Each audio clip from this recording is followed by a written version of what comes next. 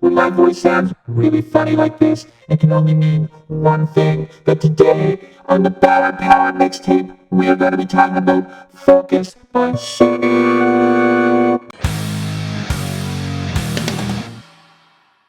A lot of musicians stick to a tried and true path. They do what they're comfortable with and keep making the same things for years.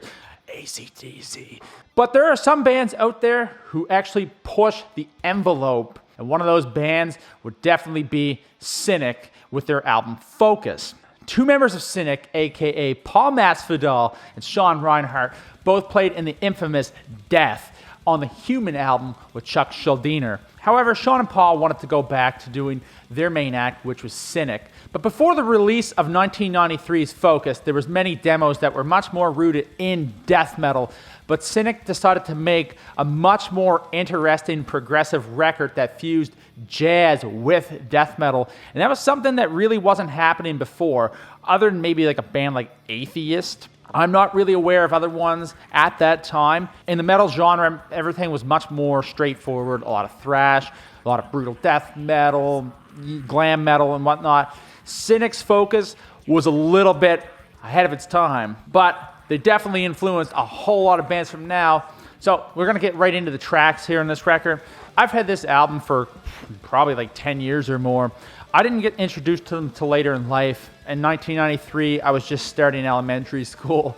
Most kids are not going to listen to Cynic at that age, but if you do, and your kid does, you got a pretty badass kid, all right? Veil of Maya, track number 1 on Focus. But one thing right away, as soon as you put on the song Veil of Maya, is that you notice that the clean singing is actually through a vocoder, which is quite different because most people wouldn't think to do that. They think that sounds weird. But this is what actually gives Cynic a very unique sound. You know when it's Cynic when you're listening to it.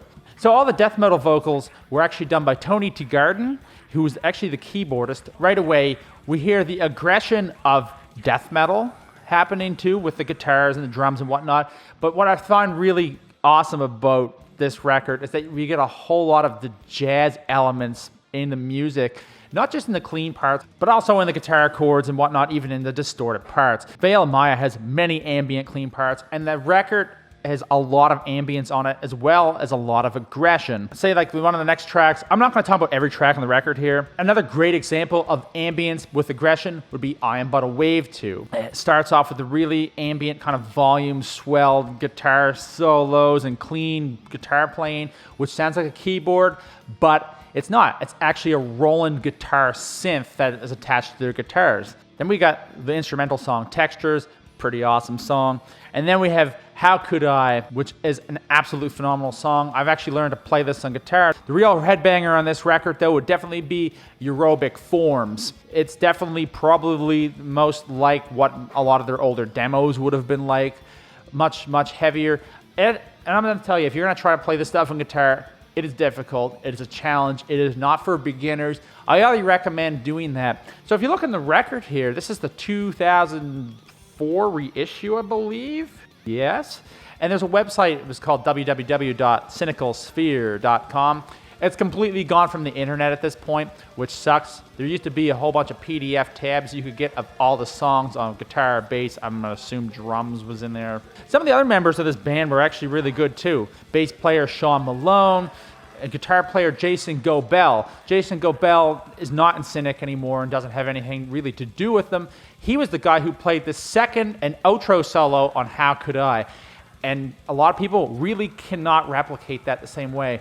I know Timon, who took over the role of Jason and when Cynic got back together later on, and I believe he played on Traced in Air as well, he could actually play that solo. Jason Gobel had a style of playing that was really, really tough to replicate, and there's actually a live video where they have another guy trying to play that solo, and it didn't really go as good. Cynic was actually known for playing headless Steinberger guitars. Headless guitars were actually big in the 80s. People like Geddy Lee from Rush would use a Steinberger bass. Those were cool in the 80s, but a lot of people didn't think headless guitars and all that were really cool at the time. So Cynic, again, ahead of their time. Cynic was a band that was just way ahead of everybody else because a lot of the things that they were doing then, they weren't really received well. I was reading somewhere online where somebody threw a beer bottle at them while they were playing Veil of Maya. It wasn't really received very well.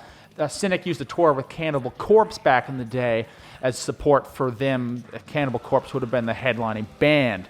But these days, this kind of style is actually a hell of a lot more popular. Now, headless guitars are super popular. Look at bands like Strandberg, who actually does the Masvidalian, which is Paul Masvidal's signature guitar model. But then there's also Kiesel, who makes the Kiesel Vader, another awesome looking headless guitar design. These guys were doing all this stuff, but they were not received very well.